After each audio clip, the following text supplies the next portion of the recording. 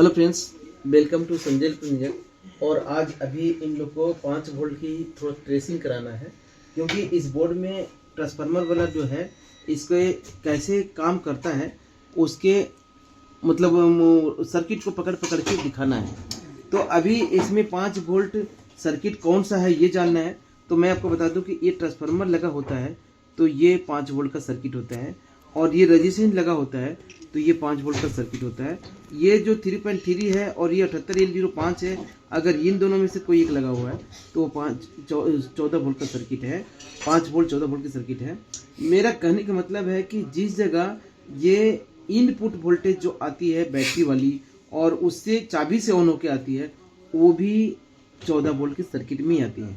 तो पहचान 3-4 पहचान बताया आपको। जो चाबी से होके आती है वोल्टेज, तो वो वोल्टेज जो है मोटी तार से होती है। जैसे ये मोटी तार है, कलर पीला है लेकिन ये मोटी तार है, तो ये 14 वोल्ट की या फिर इग्निशन वायर बोलेंगे आप। और इससे जो अंदर वोल्टेज बनती है तो ये ट्रांसफार्मर में जा रही है। अगर ये ट्रांसफार्मर टाइप की है तो अगर आईसी टाइप का होता तो आईसी लगा होता, ये नहीं लगा होता। तो अभी ये ट्रांसफार्मर वाली है और इसमें ये वोल्टेज इन होगी, ये चाबी वाली वोल्टेज। वो निकलने के बाद जो है ट्रांजिस्टर इसे मिलेगा और ट्रांजिस्टर चालू करेगा इसको, तब फिर 14 वोल्ट तैयार होगा। तो अभी एक पहले इन करने का तरीका देखें कि इन कैसे जा रहा है। देखो, मैं ये इग्निशन वायर जो बाहर से आ रही है, असल में यहाँ तार कटी हुई है, लेकिन आप यहाँ से पकड़ेंगे कि ये जो इन जा रही है तो ये रजिस्टेंस पे वोल्टेज अगर जाती है इसकी, तो ये 14 वोल्ट की सर्किट है। तो अभी हम ये चाबी की वोल्टेज है यानी बैटरी की वोल्टेज है, तो ये डायोड पे जा रही होगी। यहाँ से देखेंगे ऐसे, ये डायोड पे जा रही होगी, तो ये डायोड पे जा रही है। देखो घंटी बज रही है। और ये इधर से जो आउट होगी ये रजिस्टेंस के द्वारा ये ट्रांसफार्मर पे जाएगी। इधर से जो आउट होगी ये रजिस्टर के द्वारा ये ट्रांसफार्मर की कॉइल पे जाएगी। मतलब ये जो 14 वोल्ट की ट्रांसफार्मर है, उस ट्रांसफार्मर के ऊपर में अंदर में इन प्राइमरी में कॉइल पे इन होके प्राइमरी का ही दूसरा पिन से ये ट्रांजिस्टर पे जा रही है 13003 पे। उसे चेक करें कैसे पकड़ेंगे आप, मैं दिखाता हूँ आपको। ये डायोड पे गए, डायोड के आगे चलेंगे तो ये रजिस्टेंस मिल जाएगा जो यहाँ पे है। रजिस्टेंस के आगे जाएंगे तो ये फिर ट्रांसफार्मर मिल जाएगा। ये ट्रांसफार्मर जब अब खोजना है तो यहाँ पे आपको कन्फ्यूजन थोड़ा सा होगा। तो अभी यहाँ पे कन्फ्यूजन है, तो आप एक टांगे जो है ये मान के चलो ये वाली है। ये जो रजिस्टर की है ये पिन है और ये पिन है, ये आउटपुट वाली पिन है।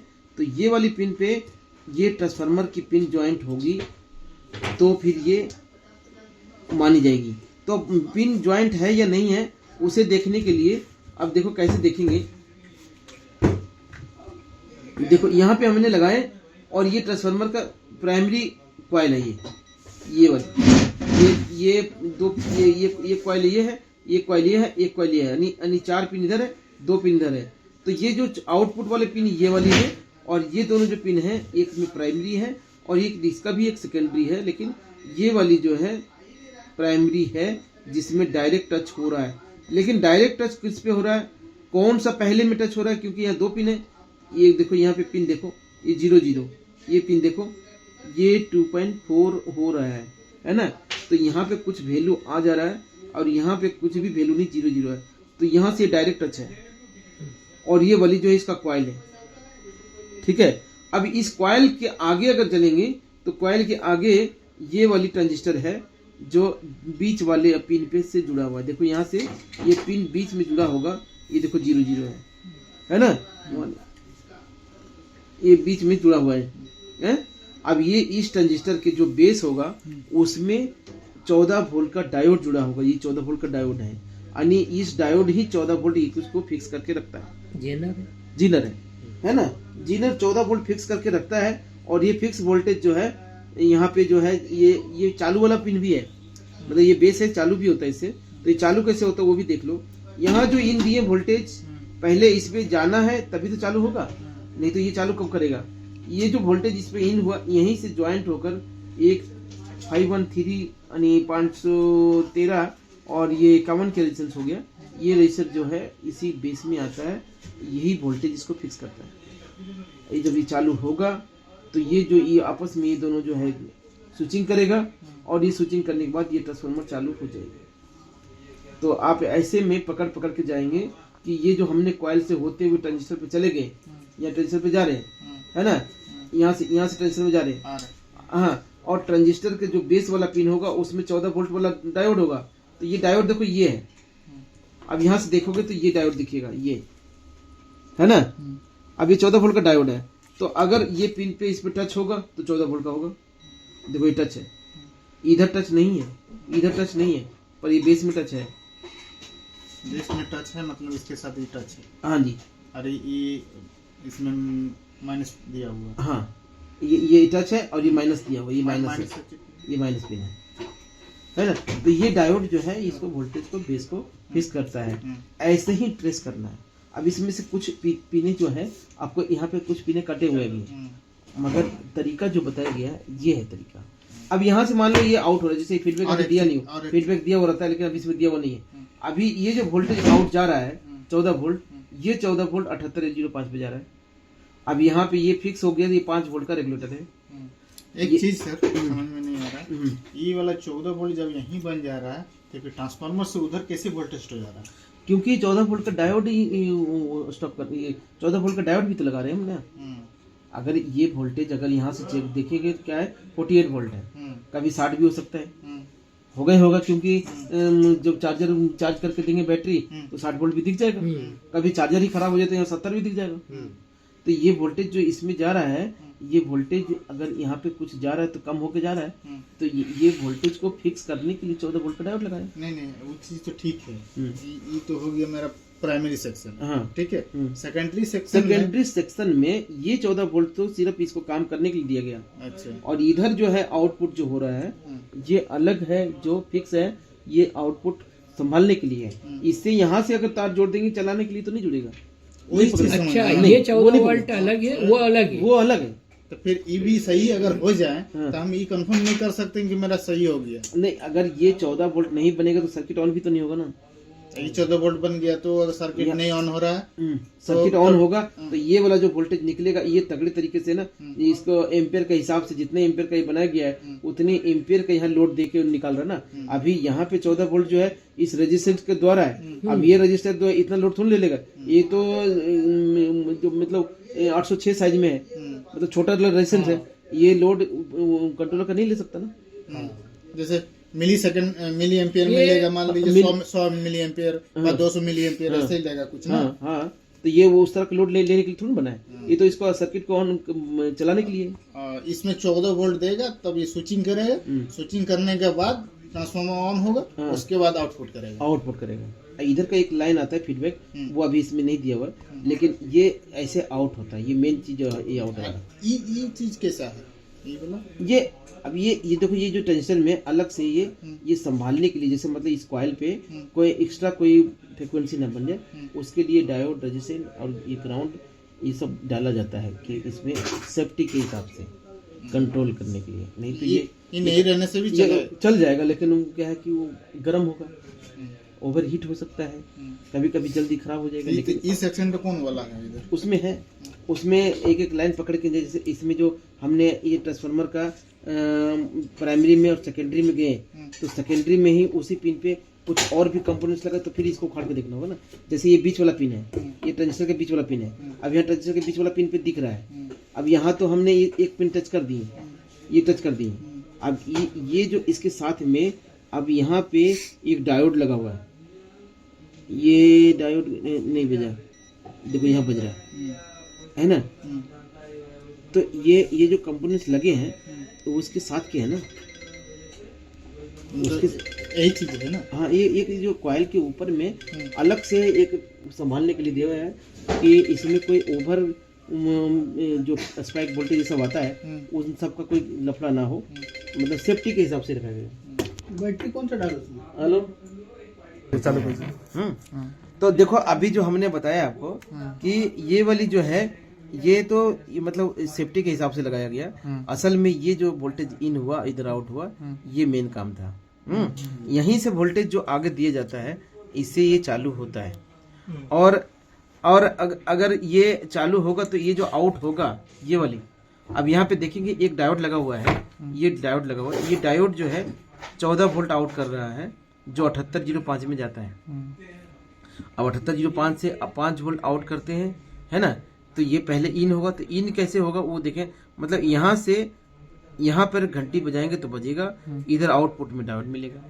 तो ये डायोड खोजना पड़ेगा, या अगर पीछे से आ जाओ कि इस पिन पे एक रजिस्टर के द्वारा होगा, या डायरेक्ट भी हो सकता है अलग अलग बोर्ड में। तो इधर से आपको यहाँ पे माल भरा हुआ है यहाँ पे, तो ये दिखने में दिक्कत हो रहा है। हाँ। लेकिन ये 78L05 जो है, ये थोड़ा सा गैप यहाँ पे है। हाँ। तो इधर हम इस डायोड को खोज सकते हैं आसानी से, है ना। तो अभी हम जो है इसको थोड़ा सा खुरेद दें ताकि वो खुल के सामने आ जाए। टूट जाएगी, पिन टूट जाएगी, नोच पिलार होगा ना उससे, चिमटी से हो जाएगा ना, चिमटी देना।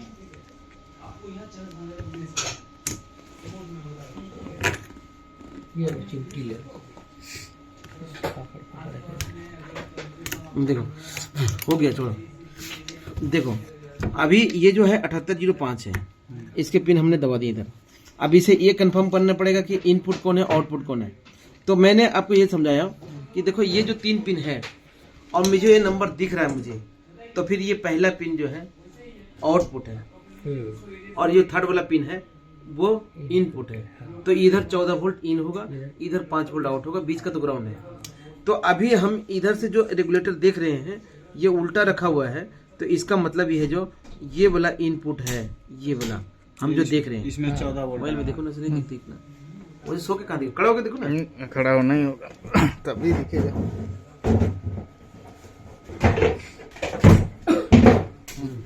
देखो ये 14 वोल्ट इसमें इन होना चाहिए, है ना। तो ये इन होगा, तो जिसके साथ में इन होगा, मैंने यहाँ पे टच कर रहा हूँ, रेगुलेटर के पास टच कर रहा हूँ, और ये देखो ये टच हो रहा है। अभी हम डायोड में टच किया हूँ, अब डायोड के आगे रजिस्टर है ये जो 2.7 बता रहा है ना, कितना बता रहा है, शायद 2.7 है ना। तो ये रजिस्टर जो है यहीं पे है, ये गोंद और हटानी पड़ेगी। तो हमें डायोड पे मिल रहा है वोल्टेज, ये वो वैल्यू मिल रहा है वो रजिस्टर का, और डायोड पे हम डायरेक्ट अभी लगाए। तो इस तरह से ये पता चलता है कि ये डायोड जो है इसका आउटपुट किया वोल्टेज को आगे दे रहा है। मतलब ये जो डायोड है ये इसके आउट किया हुआ वोल्टेज इसके आगे करके इसको रेगुलेटर को दे रहा है। ऐसे 5 वोल्ट का सर्किट चेक होगा। ठीक उसी तरह से अगर आईसी वाला पे जाएंगे, आईसी वाला पे या दूसरा ट्रांजिस्टर आता है ना, उसमें ट्रांसफार्मर रहेगा ना ही उसमें आईसी रहेगा, और सिर्फ रजिस्टर लगा होगा और ट्रांजिस्टर होगा। तो वो वाला जो है ये सर्किट है, पर वो बहुत कम मिलता है। आईसी वाला और ट्रांसफार्मर वाला 90% होता है, ये वाला कम मिलता है। ये कौन सा वाला है? खाली ट्रांजिस्टर रहेगा, ये ट्रांजिस्टर है और ये 15 वोल्ट का जीनर है, और बस और एक दो है, 393 ट्रांजिस्टर है। मतलब यहाँ पे जो मेन जो है यही 14 वोल्ट कंप्लीट हो जाता है। एक कॉइल लगा होता है और 2 रेसर मोटे मोटे होते हैं। हाँ, 2 मोटे मोटे रेसर होते हैं, उसी से वोल्टेज डाउन हो जाता है। ये 100 ओम है और फिर 5.1 के है, इन दोनों डाउन करके यहाँ पे कॉइल से यही 14 वोल्ट आउट हो जाता है। अभी 14 वोल्ट से काम हो जाता है। ये इसको फिक्स जो करता है, इधर से रेगुलेट करके ये ट्रांजिस्टर करता है। ये 10-13 ट्रांजिस्टर है वो करता है, इसको संभाल के पकड़ के रखता है। मतलब कम यहीं से हो गया, पर ये कम करके पकड़ के रखना ये ट्रांजिस्टर के द्वारा ये सर्किट से होता है, ये आईसी से होता है। जीनर तो फिक्स करता है, वो तो फिक्स करेगा ही, है ना। जीनर तो फिक्स करता है कि अगर मैं कोई वोल्टेज बनाना चाह रहा हूँ 15 वोल्ट, वहाँ पे कोई गड़बड़ी ना हो जाए, कभी वोल्टेज ज्यादा ना हो जाए, कभी वोल्टेज कम ना हो जाए, उस कारण से उसको लगा दिया जाता है कि कुछ भी गड़बड़ ना हो।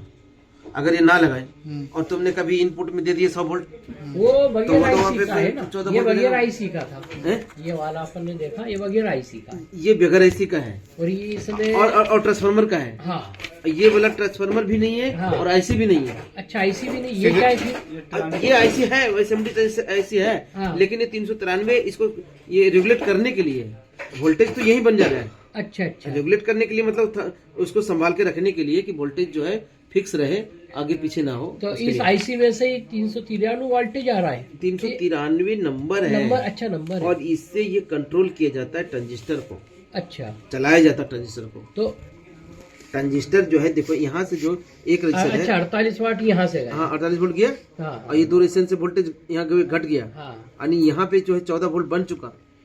ये आउटपुट में है आईसी, है ना?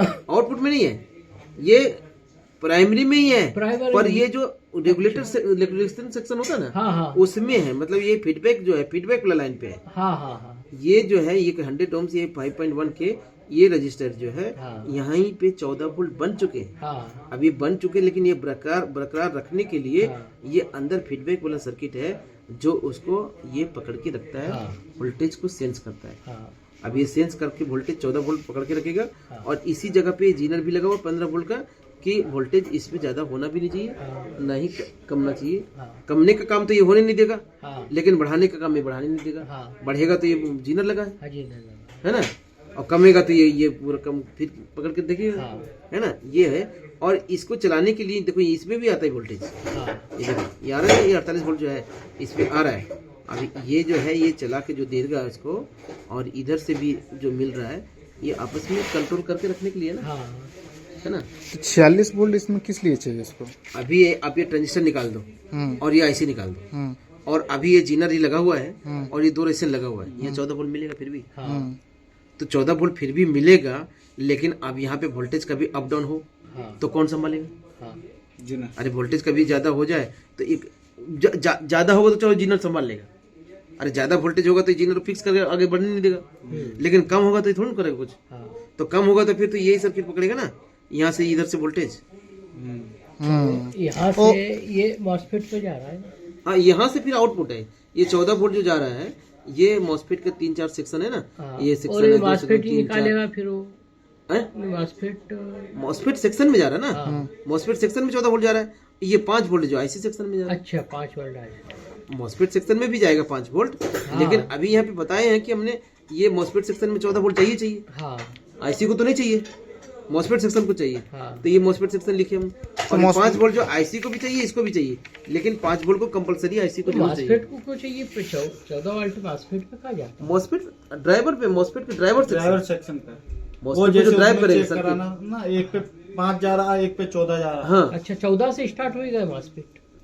देखो दोनों मिलके करेगा ना। अच्छा मॉस्फेट पे ड्राइवर सेक्शन जो है उसको चलाने के लिए 14 वोल्ट 5 वोल्ट दोनों चाहिए। मॉस्फेट का ड्राइवर सेक्शन फिर अलग है इसके अलावा? ये तो हमने यहाँ पे सिंबल दे दिया कि ये जा रहा है उधर। हाँ जा रहा है। तो अब उधर जिस जगह जरूरत पड़े वहाँ जाएगा। हाँ जैसे हमने बोला कि दोनों तरफ चाहिए 14 वोल्ट, हाँ प्लस साइड भी माइनस साइड भी ड्राइवर सेक्शन को, हाँ। वो जा रहा है।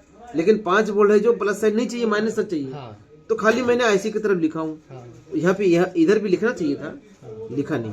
ठीक वोल्टेज ऐसे तो यहाँ पे ऐसा अगर जोड़ोगे तो ये तो थ्रोटल पे भी जाता है, हाँ ये मोटर के सेंसर पे भी जाता है, तो सभी लिखना चाहिए था। हाँ तो मैं शॉर्टकट बताया कि ये 14 वोल्ट जो है इस तरफ जा रहा है, 5 वोल्ट जो है इस तरफ जा रहा है, हाँ। और भी कहीं जाना हो जाएगा। तो 14 वोल्ट ये ड्राइवर सेक्शन इसका जो आएगा, इसमें हम चेक कर सकते हैं 14 वोल्ट आ रहा है। अगर होगा तो कल देखा था ना, कल उसमें देखा था, इसमें सर दिखाइएगा। हाँ इसमें भी देख लो, इसमें देख लो, इस सेक्शन में दिखा तो देखो दोस्तों, आप इसी तरह से हमारे पास बैठकर, मेरे पास अंकल भी हैं, भैया भी हैं और भी हैं, इसी तरह से प्रैक्टिकल करके सिखाते हैं। कुछ इसमें वोल्टेज डालेंगे, कुछ चेक कराएंगे, कुछ खराब करके देंगे, तब ये जाके कंफर्म होंगे कि हाँ ऐसे होता है रिपेयरिंग। हम इस तरह से रिपेयरिंग सिखाते हैं। ठीक है निकलो। ठीक इसी तरह से सिखाते हैं, आप यहाँ पे आकर सीख सकते हैं। और इसकी जितने भी सिस्टम में फॉल्ट है वो मैं सबको लिखा के दूंगा, और इस तरह से रिपेयरिंग कर सकते हैं। हमारे यहाँ एसी का पीसीबी रिपेयरिंग चालू है, जिसमें आप इससे भी ज्यादा अच्छा सीख सकते हैं। एसी का रिपेयरिंग इससे भी आसान है, क्योंकि इसमें तो कुछ मार्केट में मिलता नहीं है, कुछ सॉफ्टवेयर नहीं है, ये नहीं है, वो नहीं है, पर एसी के सब कुछ मिलता है। आप एक एक आईसी का जो उसका पिन डिटेल खोजेंगे तो वो मिल जाएगा, आप आईपीएम खोजिए मिल जाएगा, लेकिन इसका बहुत कुछ नहीं मिलता है। तो आप वो सीखेंगे तो मेरे से सीख सकते हैं और पूरी तरह से रिपेयरिंग सीख सकते हैं एसी के पीसीबी। अगर आप सीखना चाहते हैं तो नीचे का नंबर जो लिखा हुआ है उस पर कॉल करके पता करें। अगर एसी के कुछ सामान लेना है या कंट्रोलर का कुछ सामान लेना है तो नीचे का दूसरा नंबर चल रहा है 9891928513, इस पे व्हाट्सएप में लिख के डालें अगर पार्ट्स खरीदना है तो। वीडियो देखने के लिए थैंक यू।